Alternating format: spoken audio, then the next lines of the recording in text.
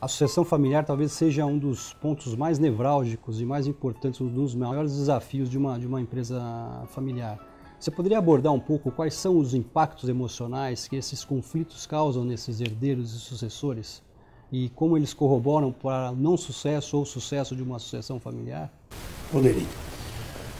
Eu acho que se eu pudesse escolher um único, se você me deixasse escolher um só dilema, né, da questão da sucessão familiar, contrapondo cultura familiar, cultura social e negócios, é o tema da prepotência dos mais velhos em relação ao desejo de liberdade inovador e criativa dos mais jovens.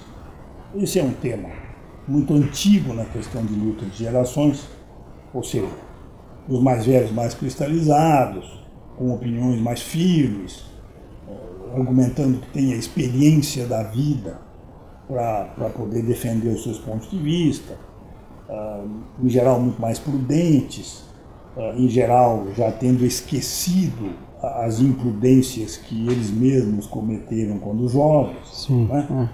Pondo um tipo de pressão, e a juventude querendo inovação, liberdade, novas ideias, novas perspectivas.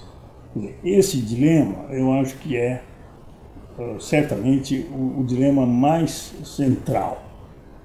E como ele se manifesta? Numa definição de prepotência que tem 3 características.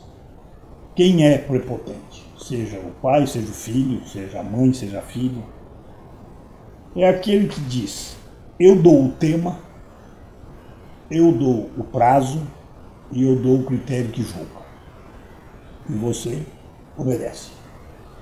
Então, se você fizer uma escala de prepotência muito plena, você vai dizer: aquele que pretende eleger o tema, é importante isso, não é importante aquilo.